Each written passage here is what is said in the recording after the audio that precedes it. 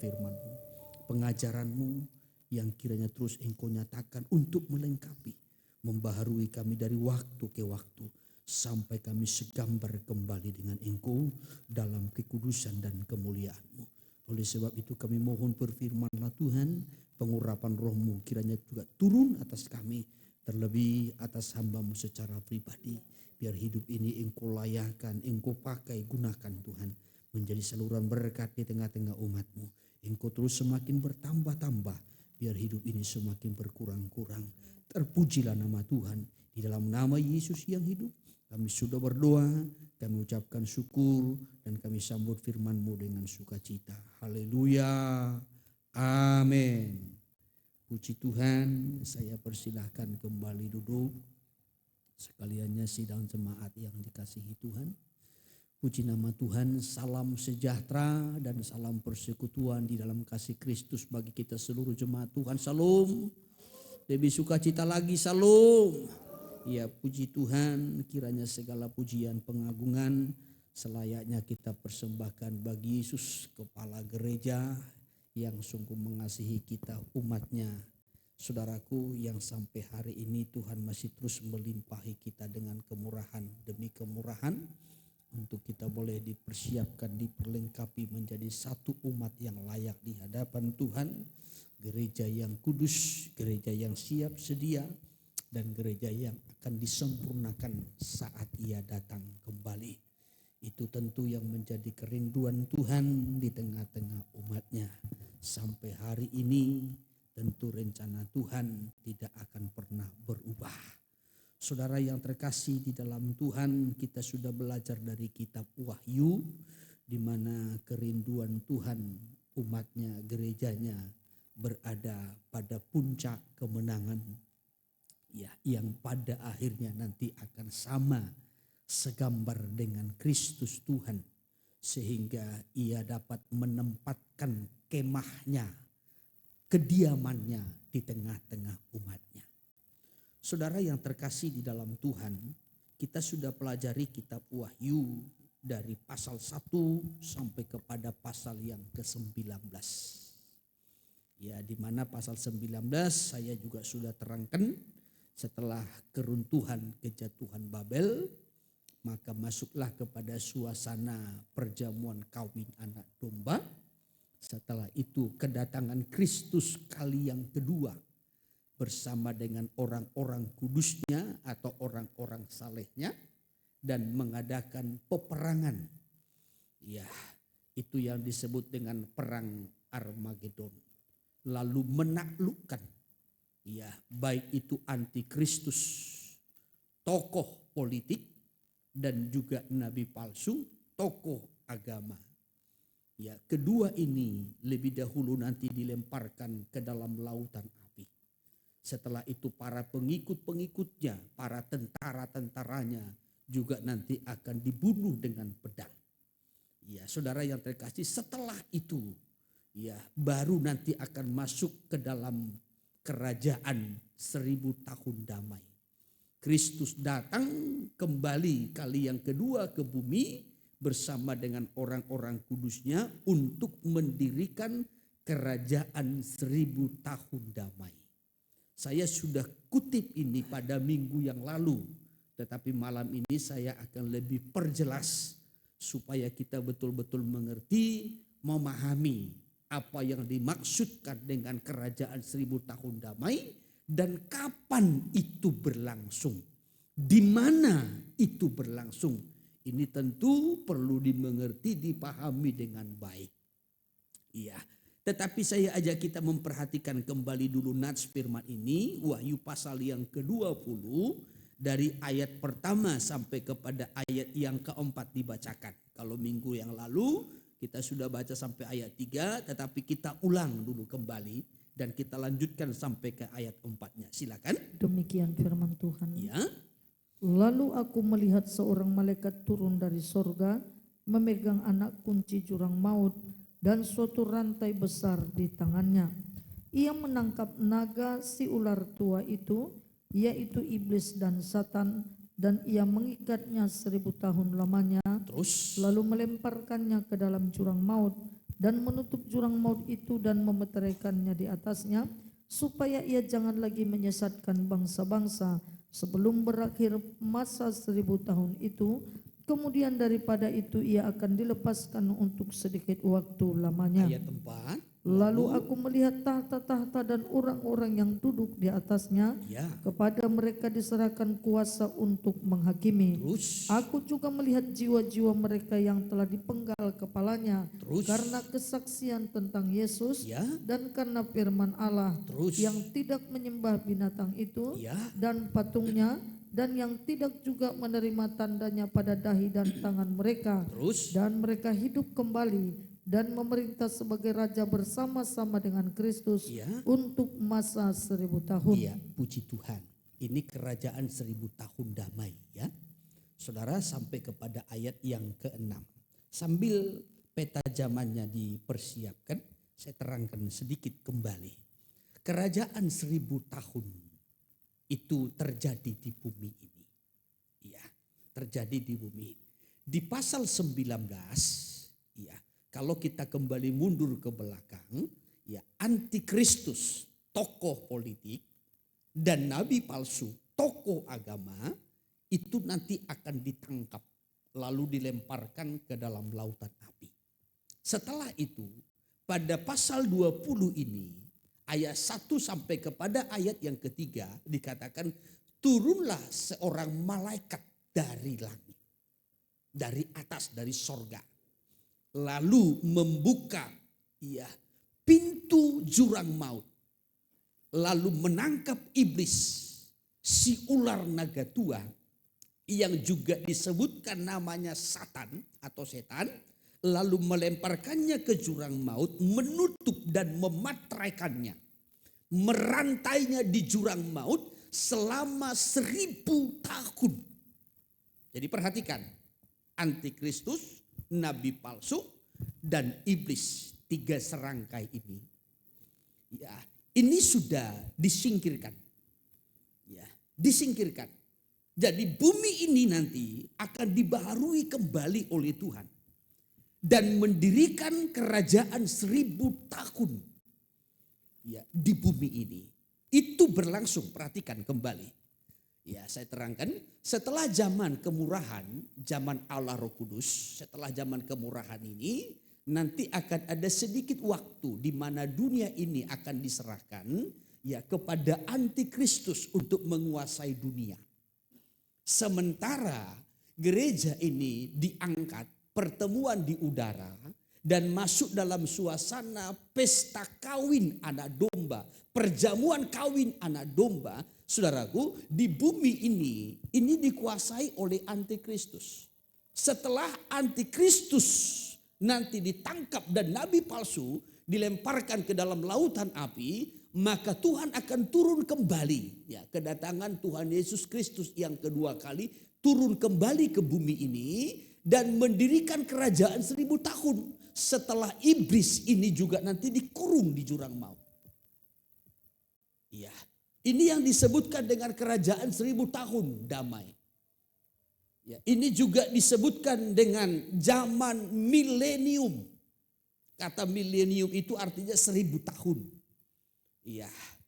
Saudara yang terkasih, ya, kalau kita kembali nanti kepada sistem keimamatan, ini juga disebutkan dengan sabat. Ya, sabat. Tetapi sebelum lebih jauh sampai ke sana, kerajaan 1000 tahun damai ini setelah kedatangan Yesus kali yang kedua dan setelah zaman antikristus, ini masih di bumi ya. Kenapa dikatakan 1000 tahun ini? Karena masih di bumi, ada batasannya, ada waktu.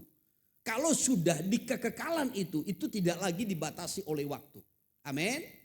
Haleluya. Ya, supaya kita mengerti kerajaan 1000 tahun.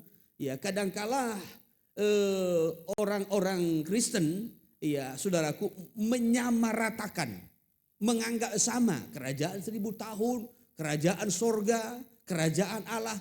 Ini beda. Kerajaan Allah dengan kerajaan sorga saja itu beda. Ya. Nah, maka saudara perhatikan supaya jangan nanti keliru, jangan salah. Ya, sering kali kita berkata, kerajaan surga, kerajaan Allah dianggap sama, beda. Ya, beda saudaraku. Nah, tetapi yang pertama kita mengerti dulu, kerajaan 1000 tahun damai ini selama 1000 tahun. Ini nanti, sekarang belum. Ya, ini nanti akan berlangsung. Amin. Paham ya? Iya. Tetapi kita juga perlu membedakan antara kerajaan sorga dengan kerajaan Allah. Ya, ini berbeda.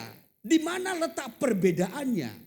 Ya, kalau Injil Matius memberikan catatan, carilah dahulu kerajaan Allah, bukan kerajaan sorga. Kerajaan sorga nggak perlu dicari. Tapi yang perlu dicari kerajaan Allah dan kebenarannya. Maka semuanya itu berkatnya.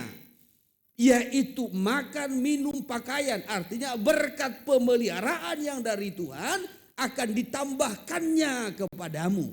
Itu berkat pemeliharaan. Ya, saya kutip sebentar. Injil Matius pasal yang ke-6 dulu. Tetapi carilah dahulu kerajaan Allah dan kebenarannya, Ya, maka semuanya itu akan ditambahkan kepadamu. ya, apa yang dicari? Kerajaan Allah. Ya, kerajaan Allah. Ya, bukan kerajaan sorga. Kerajaan sorga, kalau dikatakan kerajaan sorga, saudaraku, ya, sorga itu bicara tentang tempat. Tentang apa? Tentang apa?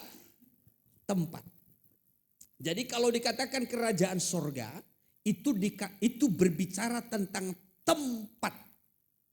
Kekekalan sesudah kita mati. Sesudah orang-orang percaya mati. Atau sesudah kedatangan Yesus di awan-awan untuk menjemput, mengangkat orang-orang yang percaya. Baik yang masih hidup maupun yang sudah mati di dalam Tuhan, ini nanti akan dibangkitkan. Ya, untuk nanti dibawa masuk kepada kekekalan. Jadi kerajaan sorga itu bicara tentang tempat.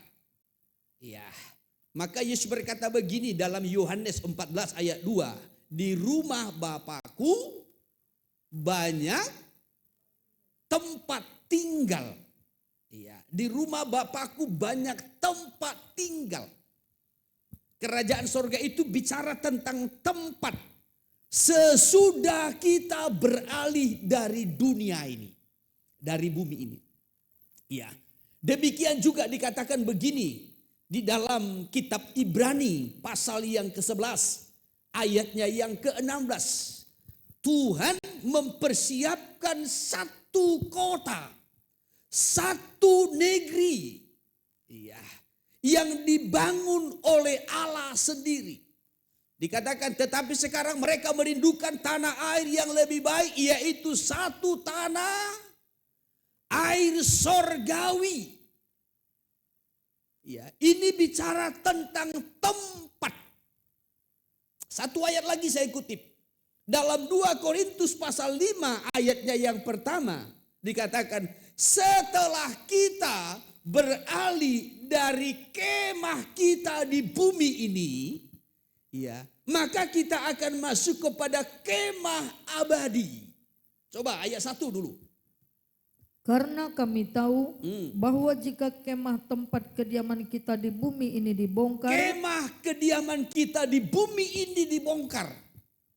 Bukan rumah saudara karena saudara tinggal di Ruli, bukan.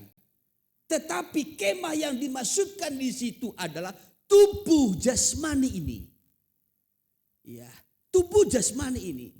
Kalau kemah kita di bumi ini, tubuh jasmani ini tempat manusia batiniah, tempat jiwa dan roh kita ini dibongkar. Artinya, saudaraku, dia kembali kepada debu, kembali kepada tanah, ya, mati, maka terus Allah telah menyediakan suatu tempat kediaman di surga bagi kita. Allah telah menyediakan satu tempat bagi kita di sorga. Ya. Artinya Tuhan berikan tubuh kemuliaan. Ya, ini sorga juga perlu dimengerti, dipahami ya dengan baik. Supaya jangan juga nanti memandang sorga itu seperti ya memandang hal-hal jasmani. Ya, nanti nanti di sorga itu rumah siapa yang paling bagus? Ya tentu rumahnya Pak Gembala. Enggak.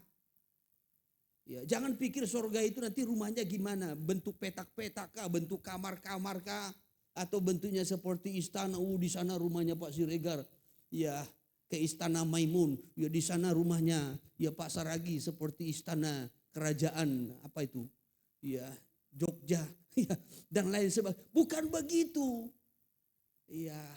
Bicara tentang rumah di sorga itu bicara tentang tubuh kemuliaan, kondisi manusia dalam tubuh kemuliaan. Ya.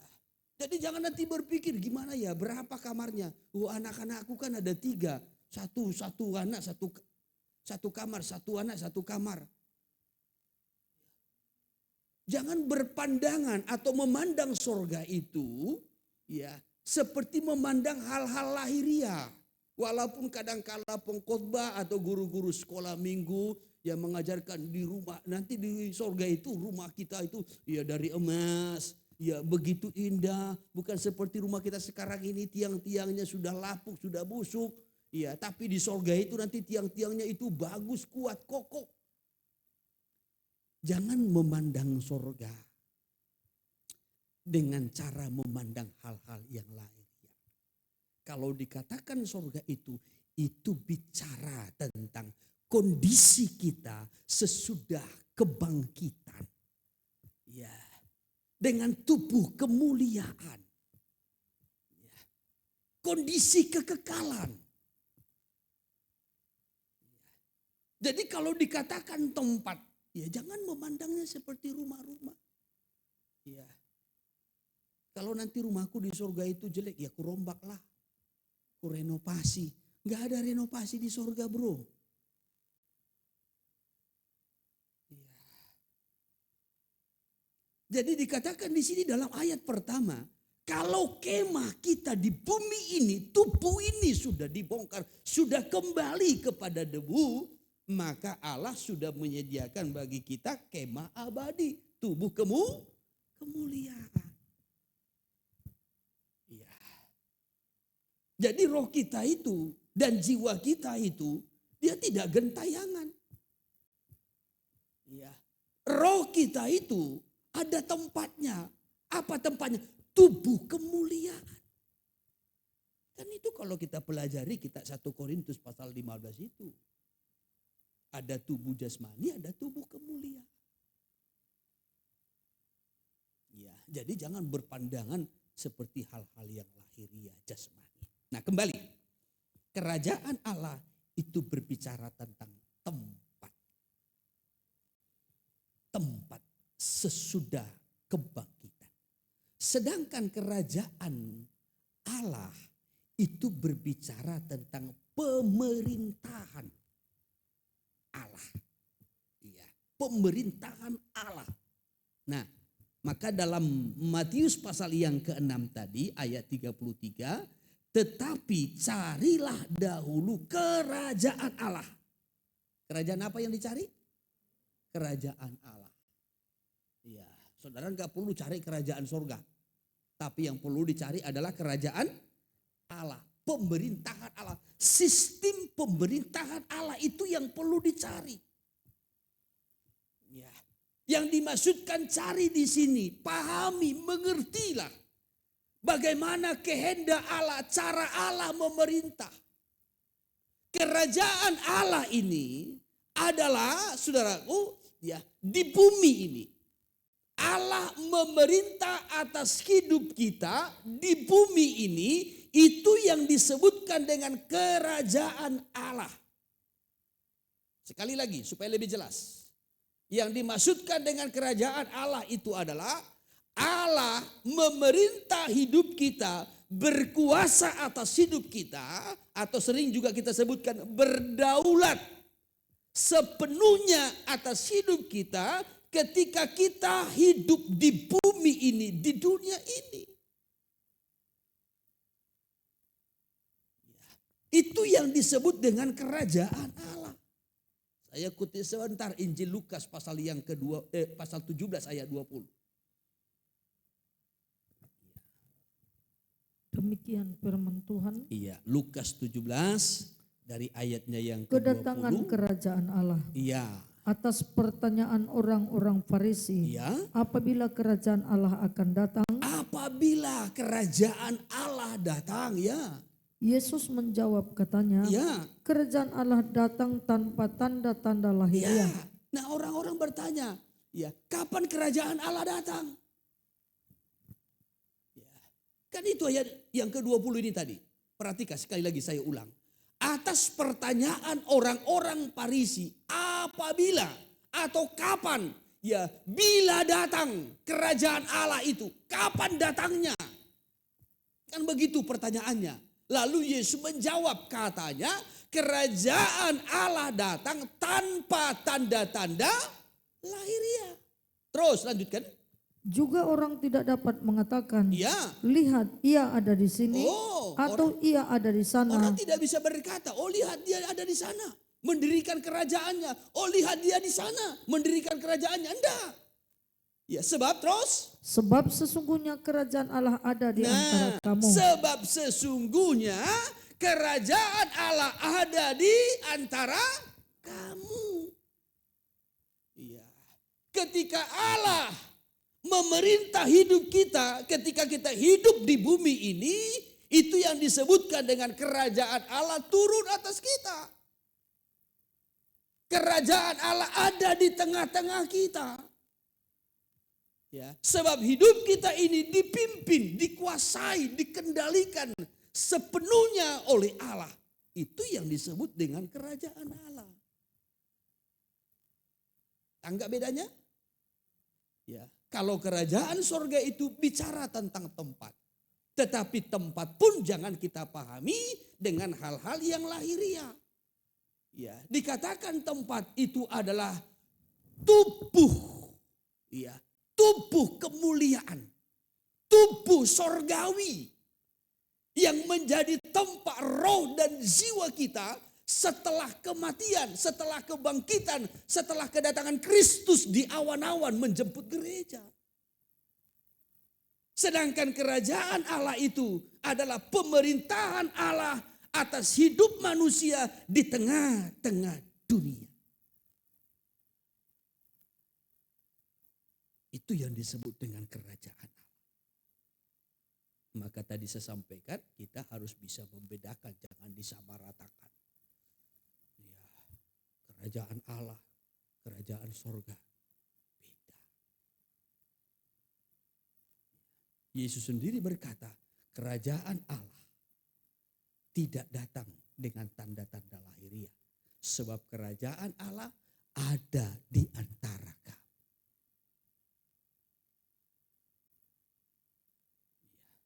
Salah satu pola doa yang diajarkan oleh Yesus dalam Injil Matius. Bapa kami yang di sorga, dikuduskanlah namamu, datanglah kerajaanmu, jadilah kehendakmu di bumi seperti sorga. Ya. Kerajaan Allah itu turun ke bumi. Di bumi. Ya, berlangsung di bumi. Atas kehidupan orang-orang percaya. Yang mau dipimpin. Diatur, diarahkan oleh Tuhan, oleh Allah sendiri. Oleh Yesus yang menjadi raja atas hidup kita. Ya, ini perlu dipengerti, dipahami dengan baik. Nah, kita kembali kepada kerajaan 1000 tahun damai di bumi. Ya, akan datang satu waktu kerajaan Tuhan akan didirikan di tengah-tengah dunia atau di bumi ini. Ya, saya sudah sampaikan pada minggu yang lalu siapa yang menjadi raja siapa yang akan dipimpin. Ya. Saya sudah sampaikan pada minggu yang lalu. Yang akan memerintah dalam kerajaan 1000 tahun damai adalah Yesus sendiri. Ketika nanti turun ke bumi dan mendirikan kerajaan itu bersama-sama dengan orang-orang kudusnya atau orang-orang salehnya yang sudah diangkat. Ya. Lalu yang diperintah itu siapa? Orang-orang yang masih tersisa di bumi. Ya, saya terangkan lebih mendetail lagi supaya saudara nanti jangan bingung. Ya. Perhatikan kembali kepada peta zaman. Kembali kepada peta zaman. Setelah kedatangan Yesus di awan-awan. Di awan-awan ya. Ya. Ketika ia datang di awan-awan, maka orang-orang yang mati di dalam Tuhan akan dibangkitkan. Kan begitu yang sudah kita tahu toh? Menurut kitab Tesalonika. Dan orang-orang yang masih hidup, orang-orang percaya maksudnya, yang masih hidup akan diubahkan dengan seketika dan diberikan tubuh kemuliaan. Amin. Ya, lalu bersama-sama diangkat menyongsong Tuhan di awan-awan. Ini digambarkan seperti perempuan yang berselubungkan matahari, berpijak pada bulan, bermahkotakan 12 bintang di atas kepalanya. Ya, lalu setelah perkawinan anak domba, pertemuan di udara, masuklah kepada suasana perjamuan kawin. Persekutuan. Perjamuan kawin, perjamuan makan. Itu artinya persekutuan. Jadi jangan pikir nanti di surga itu kita makan-makan. Apa lauknya? Sasangkah? Ya, lele gorengkah? Bukan begitu. Itu bicara tentang persekutuan. Yang ditandai dengan sukacita. Ya, ditandai dengan sorak-sorai. Karena itu marilah kita bersukacita dan bersorak-sorai karena hari perkawinan anak domba telah dan pengantinnya telah siap sedia. Suasana sukacita, suasana sorak-sorai. Ya, karena kita sudah dilepaskan dari tubuh dosa. Kita sudah dimerdekakan, ya, kita sudah diangkat, kita sudah dipulihkan dari penderitaan, dari kesusahan. Tuhan sudah bebaskan kita. Kita dibawa kepada suasana sukacita, sorak-sorai. Masuk dalam persekutuan, digambarkan dalam kitab Lukas, semeja dengan Tuhan. Ini bicara tentang persekutuan. Ya, jadi setelah kita nanti bertemu di udara, lalu masuk kepada persekutuan. Setelah itu akan datang kembali bersama dengan Kristus ke bumi. Itu tadi dalam Wahyu pasal yang ke-19 dari ayatnya yang ke-11 sampai kepada ayatnya yang ke-16. Datang kembali ke bumi. Iya. Setelah perang Armageddon, Antikristus dan nabi palsu dikalahkan, dilemparkan ke lautan api, iblis ditangkap, dimasukkan ke jurang maut, lalu Kristus dan orang-orang kudusnya masuk kepada kerajaan 1000 tahun. Yesuslah yang menjadi raja di situ. Maka dikatakan dalam Wahyu 19 ayat 16, dia disebutkan raja di atas segala raja, Tuhan di atas segala Tuhan. Ya, ia akan memerintah selama 1000 tahun di bumi ini. Di mana bumi ini nanti akan dipulihkan. Tidak lagi ada dosa, tidak lagi ada setan. Ya, dipulihkan. Tumbuh-tumbuhan kembali akan tumbuh dengan subur seperti suasana di Taman Eden. Tetapi orang-orang percaya yang sudah diangkat akan turun dengan tubuh kemuliaan. Saya kan sudah terangkan pada minggu yang lalu. Tidak lagi dibatasi oleh ruang lingkup. Kita bisa lewat tembok ini. Karena tubuh kita tubuh kemuliaan. Ya, Bisa makan, tetapi tidak harus. Bisa minum, tetapi tidak harus. Karena tubuh kemuliaan. Iya. Tetapi ada golongan yang kedua yang akan diperintah. Siapa yang akan diperintah? Manusia yang masih tinggal. Yang masih sisa. Karena yang dilemparkan ke neraka ini baru tadi dua. Tokoh politik dan tokoh agama. Antikristus dan Nabi. Tentara-tentaranya itu memang dibunuh. Tetapi ada yang sisa. Ada yang sisa. Ya, orang-orang yang sisa. Ini nanti akan berkembang, bertumbuh kembali. Mereka juga nanti akan mendirikan rumah-rumah, mereka juga akan bekerja. Ya, saudara, mereka akan berusaha. Ya. Dan apa yang mereka kerjakan nanti semua akan Tuhan buat berhasil. Ya. Tetapi perhatikan, semua harus tunduk kepada pemerintahan Kristus. Itu. Ya, mari saya kutip dulu beberapa ayat ya untuk meyakinkan kita. Kita mundur dulu kepada pasal 19. Pasal 19 ayat 15. Demikian. Iya, ayat 15. Dan dari mulutnya keluarlah sebilah pedang tajam yang akan memukul segala bangsa. Ini dari Yesus. Iya. Menunjuk kepada Yesus. Dari mulutnya akan keluar sebilah pedang tajam yang akan memukul segala bangsa. Terus. Dan ia akan menggembalakan mereka dengan gada besi. Setelah dikalahkan, ditaklukkan ke dalam kekuasaannya. Nanti bangsa-bangsa itu akan ditaklukkan ke dalam kekuasaannya.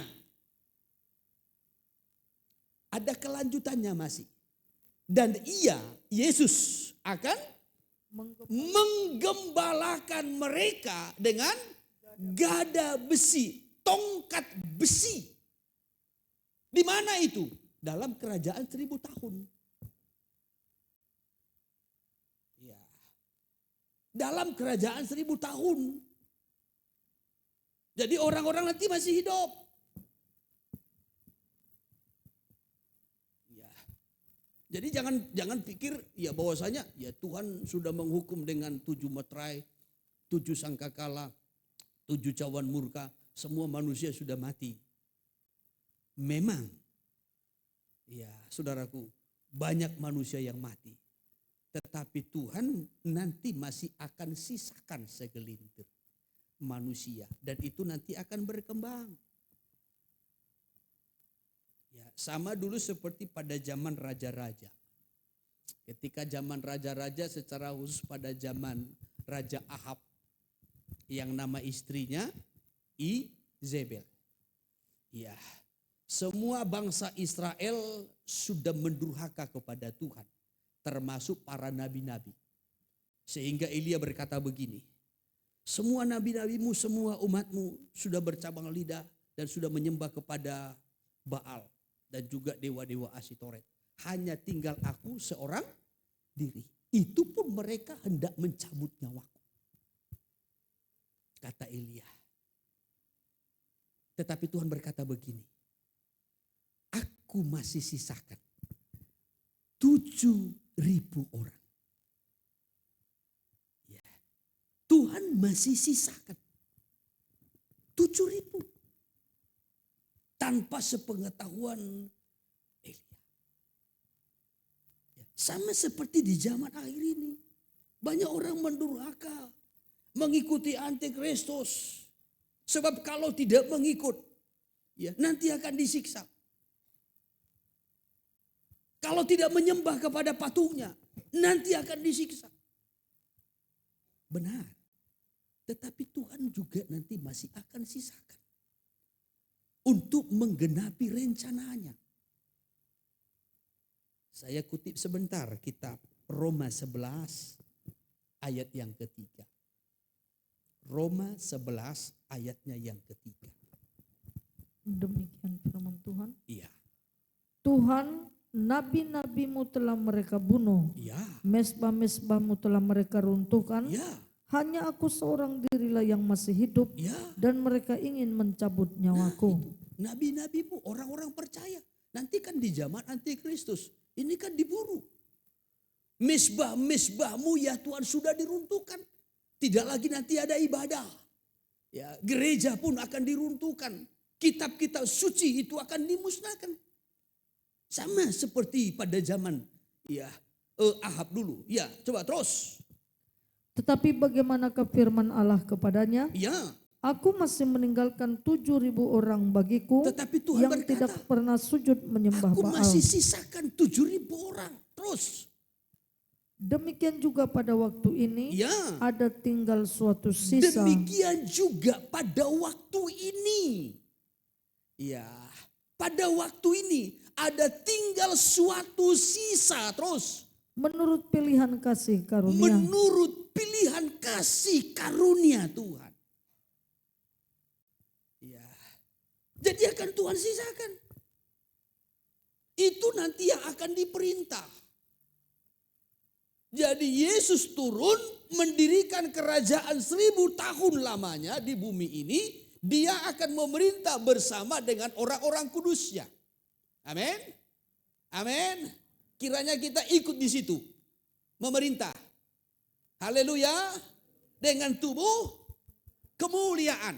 Anggap ya. Ya, siapa yang akan kita perintah? Orang-orang yang masih tersisa. Ya, mereka mengenakan tubuh jasmani. Ya. Saudara yang terkasih, tetapi karena bumi ini sudah dipulihkan oleh Tuhan, maka bumi ini juga nanti seperti suasana di Taman Eden. Ya, tumbuh-tumbuhan juga bertumbuh dengan baik, tidak ada onak duri. Ya, apa yang ditanam seseorang itu akan berhasil. Tidak akan ada orang yang mencurinya. Tidak akan ada orang yang iri. Oh, kenapa dia menanam bagus, aku menanam gak bagus. Tidak ada seperti itu. Ya, setiap apa yang ditanam, apa yang diusahakan, semua nanti akan berkembang dengan baik. Sebab tidak lagi ada kutuk. Bumi ini dipulihkan. Haleluya. Saya kutip kitab Yesaya. Kitab Yesaya. Yesaya sudah menubuatkannya. Ya, kitab Yesaya pasal yang ke-65 dari ayat 17. Janji mengenai langit yang baru dan bumi yang baru. Ayat 17. Sebab sesungguhnya aku menciptakan langit yang baru dan bumi yang baru. Ya. Hal-hal yang dahulu tidak akan diingat lagi. Hal-hal yang dahulu tidak akan diingat lagi. Dan Ya. tidak akan timbul lagi dalam hati. Tidak timbul lagi dalam hati. Lanjutkan. Tetapi bergiranglah dan bersorak-sorak untuk selama-lamanya Terus. atas apa yang kuciptakan. Atas apa yang kuciptakan, Sebab kata Tuhan. sesungguhnya aku menciptakan Yerusalem penuh sorak-sorak Terus. dan penduduknya penuh kegirangan. Ya, penuh kegirangan. Terus. Aku akan bersorak-sorak karena Yerusalem Ya.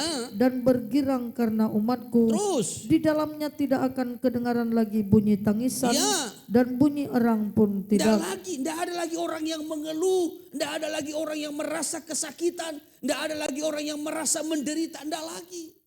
Karena bumi ini Tuhan sudah pulihkan. Lanjutkan ayat 20. Di situ tidak akan ada lagi bayi yang hanya hidup beberapa hari. Tidak ada lagi. Semua akan umur panjang. Haleluya. Ya, kenapa? Iblis sedang dirantai, diikat. Ya. Antikristus, nabi palsu sudah masuk neraka. Bumi sudah dipulihkan kembali. Selama 1000 tahun. Terus. Atau orang tua yang tidak mencapai umur suntuk. Ya. Sebab siapa yang mati pada umur 100 tahun Ya. masih akan dianggap muda. Dianggap muda. Dan siapa yang tidak mencapai umur 100 tahun Ya. akan dianggap kena Dianggap kutuk. kena kutuk. Ya. Jadi Tuhan memberikan jaminan bahwasanya orang yang hidup di masa itu sekalipun dengan tubuh jasmani ini akan mencapai umur 1000 tahun. Enggak ada yang mati muda di situ. Karena bumi sudah dipulihkan Tuhan. Haleluya. Tuhan ingin semua tunduk taat kepada pemerintahan Allah, pemerintahan Kristus. Coba terus lanjutkan. Lanjutkan. Mereka akan mendirikan rumah-rumah dan mendiaminya juga. Ya, terus. Mereka akan menanami kebun-kebun anggur dan memakan buahnya juga. Ya. Mereka tidak akan mendirikan sesuatu supaya orang lain mendiaminya. Ya. Dan mereka tidak akan menanam sesuatu supaya orang lain memakan buahnya. Ya. Sebab umur umatku akan sepanjang umur pohon. Terus. Dan orang-orang pilihanku akan menikmati pekerjaan tangan mereka. Ini. Ya, jadi apa yang ditanam itu tumbuh subur semua. Ya, beda dengan sekarang. Kita tanam cabai, yang tumbuh itu ilalang. Kita tanam kangkung, yang tumbuh itu duri. Iya, kangkungnya belum tumbuh, ilalangnya sudah tinggi. Ya kan begitu. Karena tanah ini terkutuk. Ya, tapi nanti ketika bumi ini dipulihkan oleh Tuhan, apa yang ditanam seseorang tumbuh subur bagus.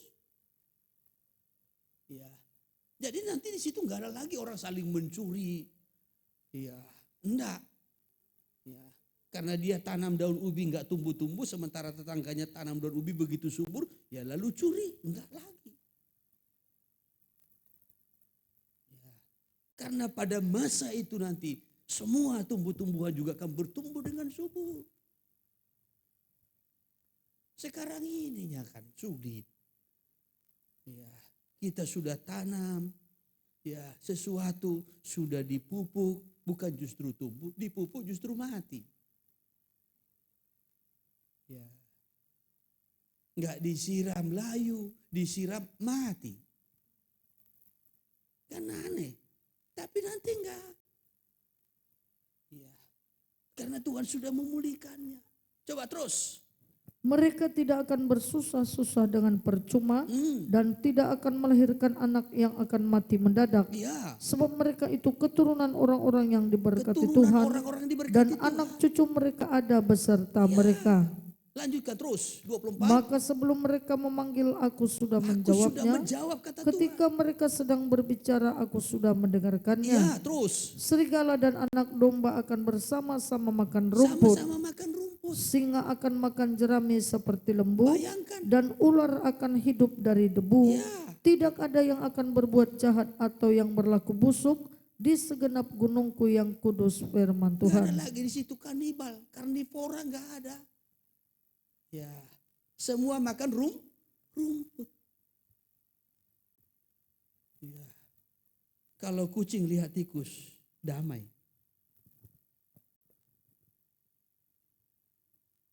Haleluya. Haleluya.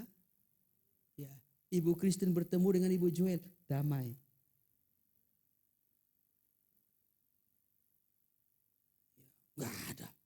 Gak ada saling sinis, saling jengkel, saling benci, enggak ada. Ya, maka disebutkan namanya kerajaan 1000 tahun damai.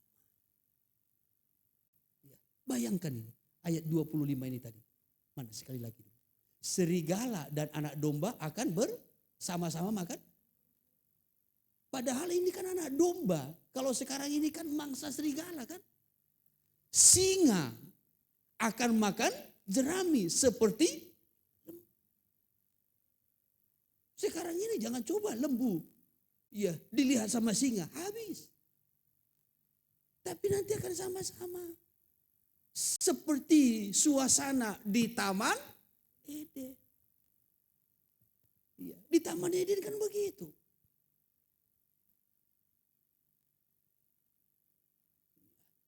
Sama seperti di perahu Nuh. Di perahu Nuh apa yang dipersiapkan Nuh makanannya semua? Rumput, jerami. Saudara bayangkan, sekitar lebih kurang 1 tahun dalam perahu. Singa makan apa? Ya. Kalau sempat makan daging singa di situ kan habis. Enggak sisa domba. Ya. Enggak sisa zebra, jerapah. Ya. Enggak sisa kelinci, rusa, kijang dan lain sebagainya. Termasuk babi hutan. Habis. Tapi karena semua damai, makan rumput jerami. Jadi dalam kerajaan 1000 tahun nanti pun begitu. Jadi ada orang-orang dengan tubuh jasmani. Mereka tidak akan mati muda, tidak. Mereka akan awet mencapai 1000 tahun. Mereka juga masih mendirikan rumah-rumah tadi katanya toh. Iya kan? Iya. Mereka masih akan bercocok tanam, mereka masih akan berusaha. Dan apa yang mereka lakukan itu semua nanti akan Tuhan buat berhasil. Karena bumi ini Tuhan pulihkan. Ya, itu yang akan kita perintah. Kalau kita mengenakan tubuh kemuliaan bersama dengan Kristus. Ya, jadi dalam kerajaan 1000 tahun damai itu, di situ ada orang-orang yang mengenakan tubuh kemuliaan, tetapi ada juga orang-orang yang masih mengenakan tubuh jasmani. Saudara mau yang mana? Jemaat, saudara mau tubuh yang mana? Tubuh kemuliaan atau tubuh jasmani? Duh, bingung. Ya, atau masih senang dengan tubuh jasmani di situ? Ya. Saudara mau merintah atau diperintah? Hah? Mau merintah atau diperintah? Memerintah. Ya. Kalau kita mau memerintah bersama dengan Kristus, berarti kita harus ikut dalam pengangkatan. Supaya kita nanti diberikan tubuh kemuliaan itu.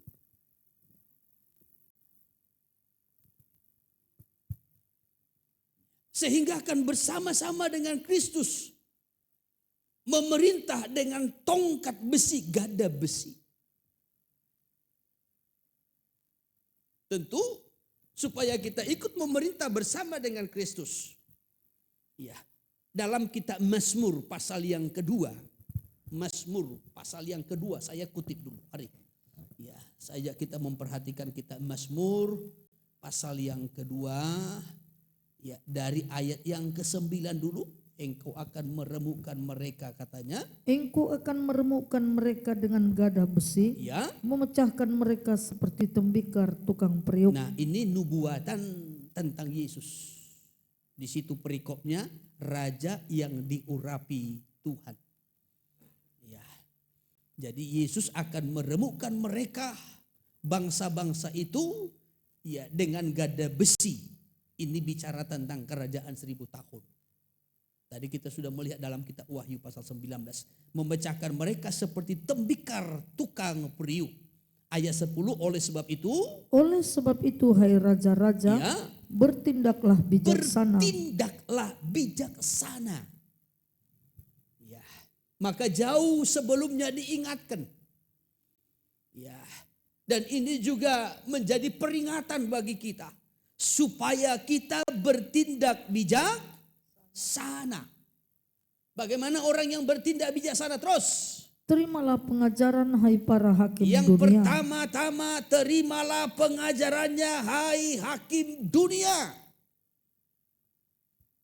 Ya, terimalah pengajarannya. Ya, terus yang kedua. Beribadalah kepada Tuhan dengan takut. Beribadalah kepada Tuhan dengan takut. Dengan rasa hormat dan takut. Supaya kita nanti ikut bersama-sama memerintah. Diingatkan yang pertama-tama, terimalah pengajarannya. Baru yang kedua, beribadahlah kepada Tuhan dengan takut, dengan hormat dan takut. Terus lanjutkan. Dan ciumlah kakinya dengan gemetar. Ciumlah kakinya dengan gemetar. Ini berbicara tentang penyembahan. Ya, sikap hati yang menyembah. Terima pengajarannya, beribadalah. Dan puncak ibadah itu ada hati yang menyembah Tuhan. Terus supaya ia jangan murka dan kamu binasa di jalan. Sebab mudah sekali murkanya menyala. Iya. Ya, supaya jangan sampai ia murka. Maka diingatkan jauh sebelumnya. Terimalah pengajarannya. Bukan hanya didengar saja. Tetapi terimalah pengajarannya. Ya, lakukan pengajarannya. Tekuni pengajarannya. Beribadalah dengan hormat dan takut. Ya, ciumlah kakinya dengan gemetar. Ini sikap menyembah. Supaya jangan sampai Tuhan murka. Ya, jadi supaya kita memerintah bersama-sama dengan Dia.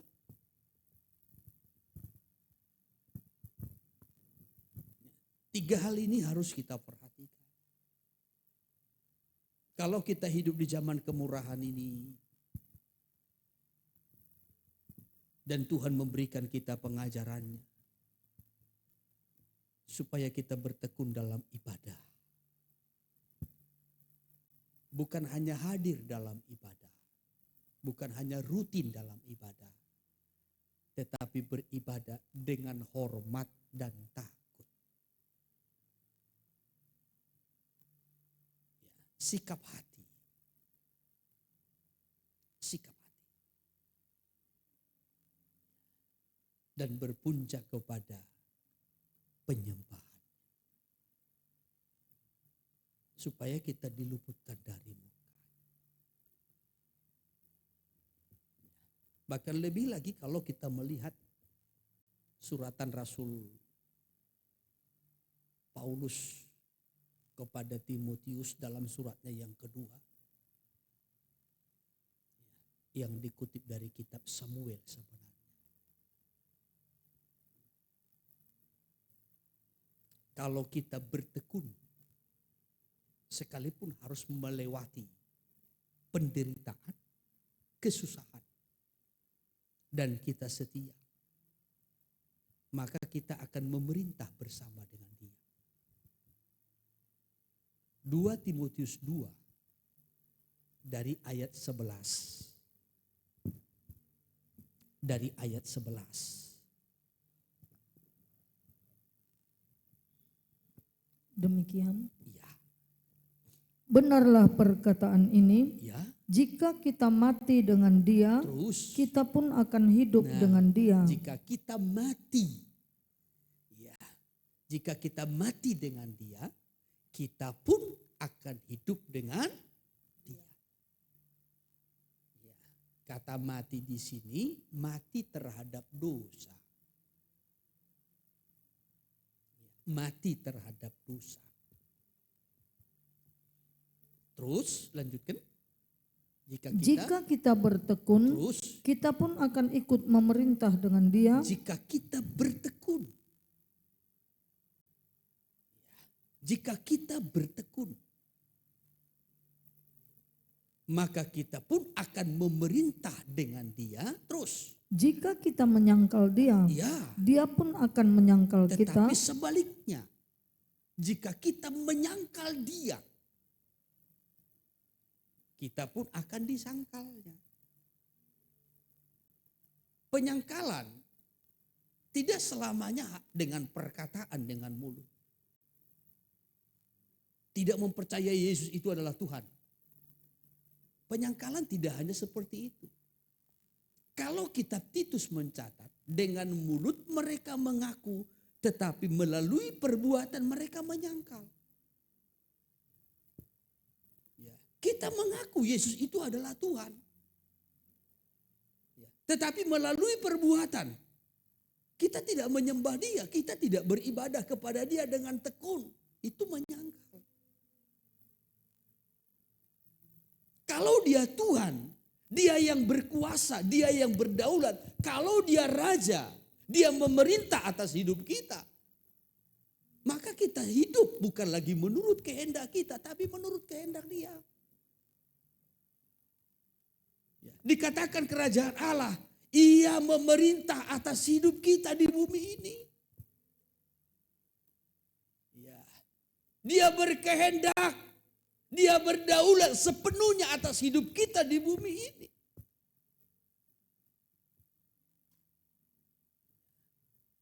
Itu. Jadi kalau dalam 2 Timotius ini dikatakan ya, bahwasanya dimulai tadi dari ayatnya yang ke-11, kalau kita mati bersama dengan Dia, maka kita pun akan dihidupkan bersama dengan Dia. Jikalau kita bertekun, kata bertekun tidak hanya rutin hadir, tidak. Tetapi kata bertekun di situ menyatakan tentang kesungguhan. Kesetiaan yang sungguh.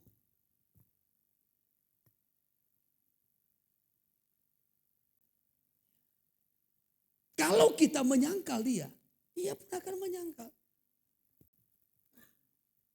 Penyangkalan bukan hanya dengan mulut, tapi dengan perbuatan. Kalau saudara masih ingat kitab Ibrani mengingatkan kita begini. Jangan lepaskan kepercayaanmu, karena besar upah yang menantinya. Kamu membutuhkan ketekunan. Karena hari kedatangan Tuhan sudah semakin dekat. Orangku yang benar akan hidup dengan iman. Apabila mengundurkan diri, Tuhan tidak berkenan. Apabila rohaninya merosot, Tuhan tidak berkenan. Apabila imannya merosot, Tuhan tidak berkenan.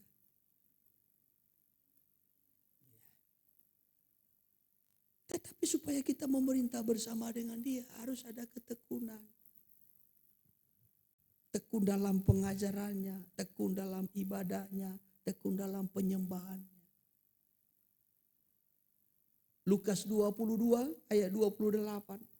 Lukas 22 ayat 28.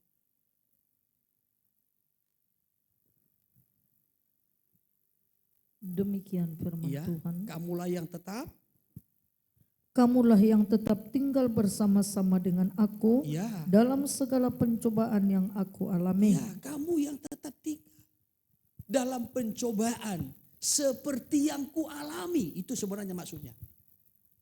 Ya, jadi sama seperti Yesus bertekun dalam pencobaan, demikian juga kita bertekun dalam pencobaan sampai kita menang dari pencobaan itu. Kitalah yang disebutkan orang-orang yang bertekun, yang setia, yang kelak akan memerintah bersama-sama dengan Dia dalam kerajaan 1000 tahun. Haleluya. Iya, coba terus. Dan aku menentukan hak-hak kerajaan bagi kamu. Nah, maka aku, kata Yesus, ya, akan menentukan hak-hak kerajaan bagimu, bagi kamu. Ya. Ia yang menentukan hak-hak kita untuk nanti memerintah bersama. Sama seperti Bapa menentukan hakku, katanya, demikian juga aku menentukan hak bagimu, kata Yesus.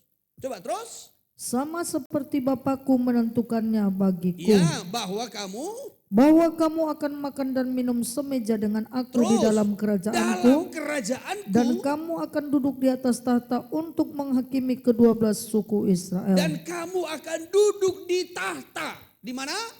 Di tahta untuk menghakimi, untuk memerintah. Di mana duduk? Di mana duduk? Di tahta. Untuk apa? Untuk memerintah, untuk menghakimi. Kembali saya kutip, kita Wahyu pasal yang ke-20 tadi. Ayatnya yang keempat. Wahyu pasal yang ke-20 ayatnya yang keempat. Lalu aku melihat tahta-tahta dan orang-orang yang duduk Apa di dilihat atasnya. Rasul Yohanes? Apa yang dilihat? Tahta-tahta. Dan orang-orang yang duduk di atasnya. Terus. Kepada mereka diserahkan kuasa untuk menghakimi. Diberikan kuasa untuk menghakimi, untuk memerintah. Termasuk berkuasa untuk menghakimi, memerintah orang-orang Israel yang tertinggal.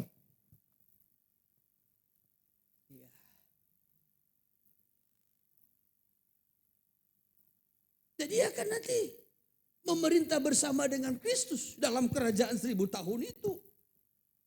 Siapa yang akan kita perintah? Orang-orang yang masih sisa itu. termasuk orang-orang Israel yang sisa, yang sampai waktu itu tidak percaya. Karena orang Israel juga nanti akan banyak yang tertinggal. Kalau Alkitab mencatat yang inti yang nanti akan terangkat itu menjadi anak sulung. Buah sulung 144.000. Kalaupun ada selain itu, mereka harus masuk dulu ke zaman antikristus. Dan mereka harus mempertahankan imannya. Sekalipun mereka nanti harus disembelih. Tapi karena mempertahankan imannya, baru nanti akan dibangkitkan untuk ikut nanti memerintah bersama-sama dengan tubuh kemuliaan. Karena orang-orang yang akan menerima tubuh kemuliaan itu untuk memerintah bersama-sama dengan Kristus. Yang pertama, itu orang-orang percaya yang sudah terangkat. Tadi saya sudah terangkan di awal. Mereka yang mati di dalam Tuhan akan dibangkitkan. Yang masih hidup akan diubahkan dengan tubuh kemuliaan lalu diangkat bersama-sama. Di samping itu 144.000 orang Israel. Itu juga nanti akan ikut memerintah dengan tubuh kemuliaan. Di samping itu masih ada lagi. Yaitu orang-orang yang mati, syahid, martir. Karena mempertahankan imannya kepada Yesus. Dan juga mempertahankan firman kebenaran itu. Kalau Wahyu pasal yang ke-6 mencatat. Mereka yang dibunuh. Jiwa mereka berseru kepada Tuhan. Kapan mereka akan mengalami kebangkitan. Itu dalam Wahyu pasal yang ke-6. Coba dari ayatnya yang ke-9 dimulai. Dan ketika anak domba itu membuka meterai yang kelima, aku melihat di bawah mezbah jiwa-jiwa mereka yang telah dibunuh oleh karena firman Allah dan oleh karena kesaksian yang mereka miliki. Dan mereka berseru dengan suara nyaring katanya, berapa lamakah lagi ya penguasa yang kudus dan benar, engkau tidak menghakimi dan tidak membalaskan darah kami kepada mereka yang diam di bumi? Jadi mereka ini orang-orang yang mati martir. Ini juga nanti akan ikut memerintah. Sekali lagi, siapa yang akan ikut memerintah bersama dengan Yesus di bumi selama 1000 tahun? Yang pertama, orang-orang yang ikut terangkat. Bertemu dengan Tuhan di awan-awan. Itu yang pertama. Yang kedua, orang Israel 144.000. Yang ketiga, orang-orang yang martir. Mati syahid.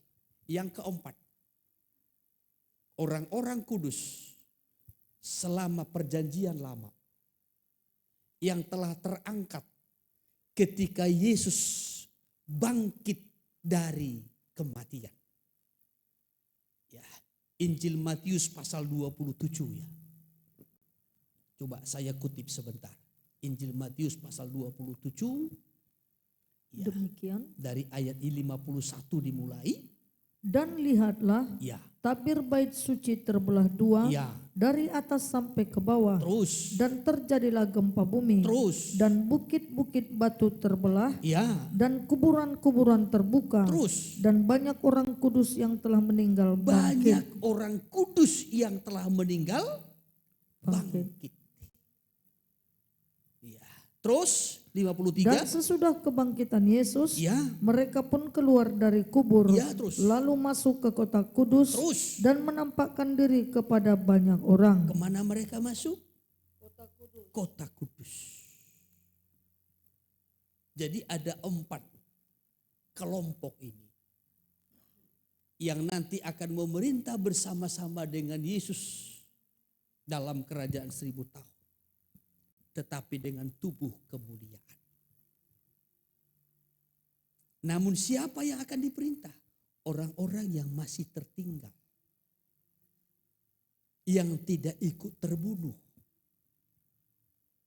Ya, memang nanti kan ya dunia akan betul-betul kacau karena banyaknya orang-orang yang terbunuh. Ya, dimulai daripada 7 meterai, 7 sangkakala, bahkan juga cawan murka Allah. Tetapi tadi kita sudah melihat sampai di Wahyu pasal yang ke-19 ketika perang Armagedon terjadi, masih akan ada yang sisa untuk menggenapi rencana Tuhan. Ya, baik juga tadi dari kita Roma pasal 11 kita sudah perhatikan, Tuhan biarkan sisa itu untuk menggenapi rencana. Dan itu yang akan nanti diperintah. Dan mereka terus akan berkembang. Seperti sekarang ini. Ya. Kenapa Tuhan izinkan itu? Untuk menguji manusia itu.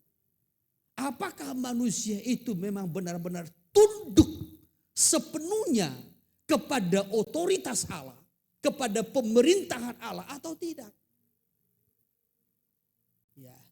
Dan manusia tidak bisa berdalih. Kalau sekarang mungkin manusia berdalih. Aku tidak sungguh-sungguh karena pengaruh dunia.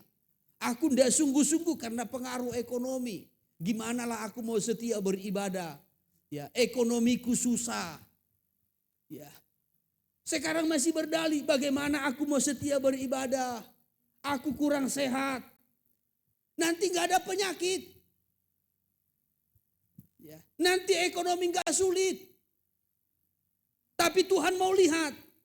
Apakah manusia ini tidak sungguh-sungguh beribadah. Tidak sungguh-sungguh menyembah Tuhan. Tidak sungguh-sungguh taat karena ekonomi kah? Karena penyakit kah? Karena yang lain kah? Atau memang karena kehendaknya sendiri. Karena niatnya. Itu yang Tuhan mau lihat. Maka nanti setelah kerajaan 1000 tahun damai selesai, ya coba tampilkan kembali peta zamannya. Iblis masih akan dilepas. Seketika waktu, sesaat. Maka iblis akan nanti mencoba merasuk manusia yang memiliki tubuh jasmani itu. Kalau yang sudah memiliki tubuh rohani tentu tidak mampu lagi. Ya. Tapi nanti di sini iblis masih akan dilepas seketika waktu.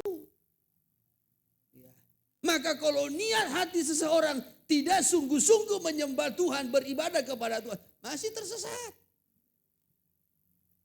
Lalu akan dilemparkan ke dalam neraka bersama dengan iblis. Kan begitu dalam Wahyu pasal yang ke-20. Wahyu pasal yang ke-20. Ayatnya yang ke-9 dimulai. Maka naiklah mereka ke seluruh dataran bumi, ya. Lalu mengepung perkemahan tentara orang-orang kudus. Terus. Dan kota yang dikasihi itu. Terus. Tetapi dari langit turunlah api menghanguskan mereka, ya. Dan iblis yang menyesatkan mereka, ya. Dilemparkan ke dalam lautan api dan belerang. Terus. Yaitu tempat binatang dan nabi palsu itu. Terus. Dan mereka disiksa siang malam, ya. Sampai selama-lamanya. Dilemparkan iblis. Tapi sebelumnya coba naik dulu ke atas ayat 7. Dan setelah masa 1000 tahun itu berakhir, terus, iblis akan dilepaskan dari penjaranya. Akan dilepaskan.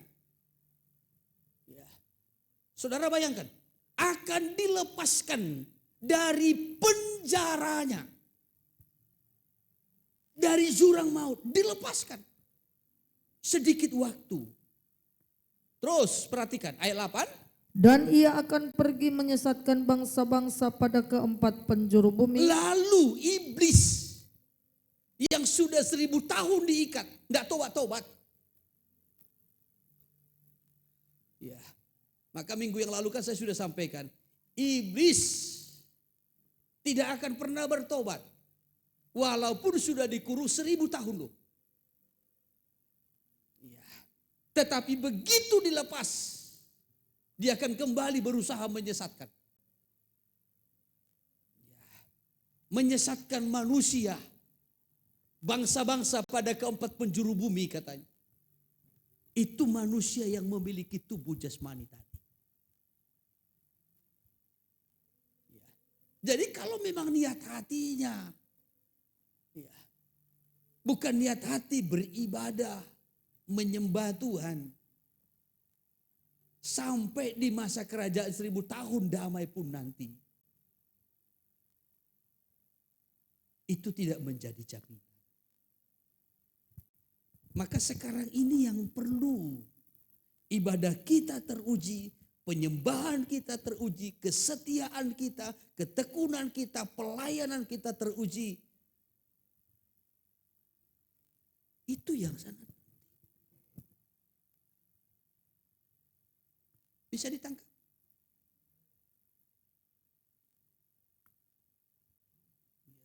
Jadi jangan kita berpikir begini. Kalau begitu ya enak dong. Ya, masuk dalam kerajaan 1000 tahun damai nanti. Ya walaupun masih dengan tubuh jasmani. Ya di sana nanti masih bisa bangun rumah. Ya di sana nanti ya bisa bercocok tanam, bisa berusaha, masih bisa berkembang, bisa maju. Tuhan mau lihat apakah sikap hati kita selama ini tidak beribadah, tidak menyembah Tuhan, tidak menerima pengajarannya, tidak bertekun dalam pengajarannya. Apakah pengaruh iblis, pengaruh keadaan, atau memang sikap hati kita? Apakah cinta kita terganggu kepada Tuhan karena dunia ini? Ya. Sehingga cinta kita kepada Tuhan setengah, cinta kita kepada dunia setengah merdua holong.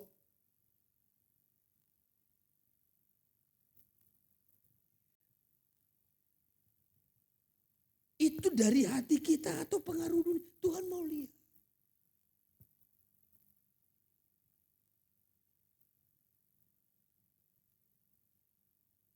Maka kalau sekarang ini pun sudah terlihat. Jangan harap kita bisa menang di kerajaan 1000 tahun.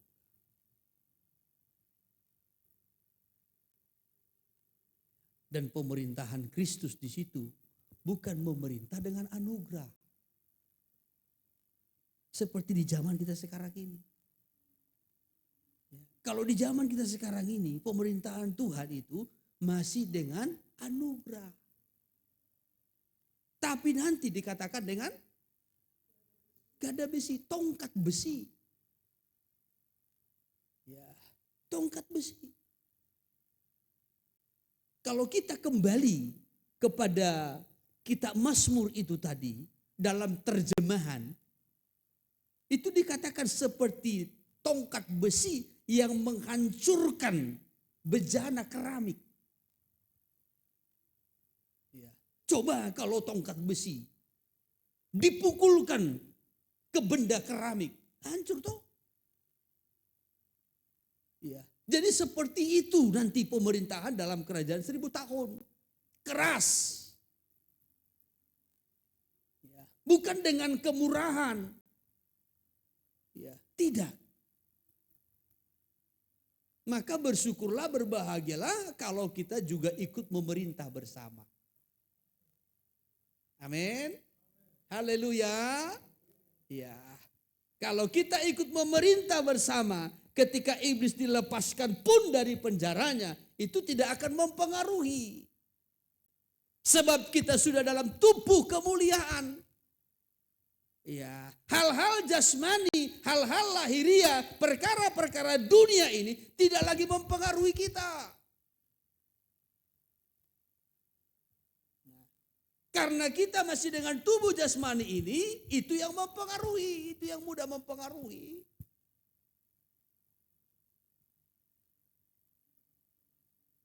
Kita lihat orang makan enak, kita ingin. Kan begitu. Ya. Kita lihat orang baju baru, kita pengen. Bagaimana supaya seperti itu? Ya kita berusaha. Kadangkala karena kita berusaha semaksimal mungkin, kita tinggalkan perkara rohani demi mengejar perkara jasmani. Kan begitu, pengaruh dunia, pengaruh keadaan.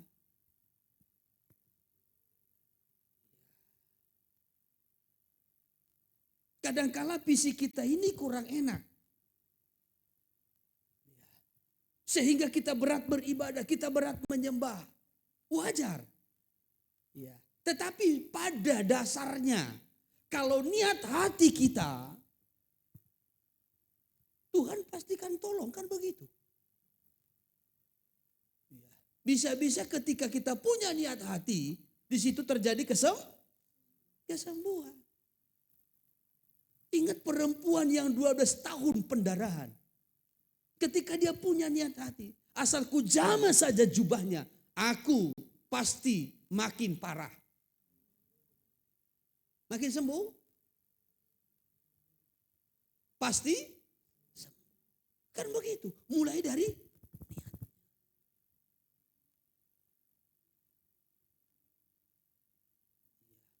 Mulai dari niatnya.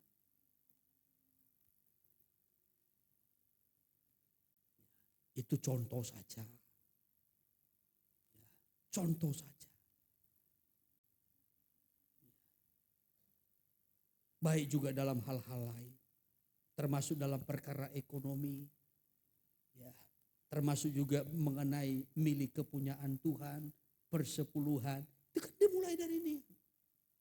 Kadangkala soal ekonomi kita sendiri pun kurang. Penghasilan kita untuk kita saja pun kurang. Boro-boro berkorban, boro-boro memberikan persepuluhan. Tetapi ketika kita punya niat hati, gembala yang baik itu tidak akan pernah membiarkan kita kekurangan. Cari dahulu kerajaan Allah atau kerajaan sorga? Kerajaan Allah, kehendak Allah, kebenaran Allah. Cari dulu, pahami dulu apa kehendak Tuhan, keinginan Tuhan, kerinduan Tuhan. Ya, bagaimana Tuhan berkuasa, berdaulat atas hidup kita. Ketika itu kita pahami, ketika itu kita dapatkan, ketika itu kita mengerti, lalu kita melakukannya, Tuhan akan menambahkan. Apa yang ditambahkan? Lihat ayat sebelumnya. Makanan, minuman, pakaianmu. Artinya pemeliharaan Tuhan dalam hidupmu.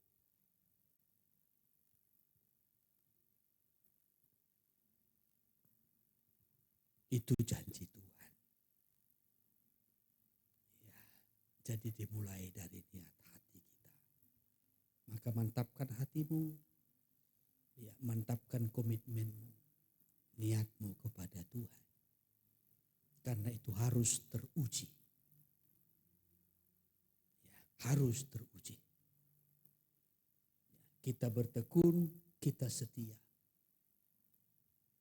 Itu dimulai dari niat hati.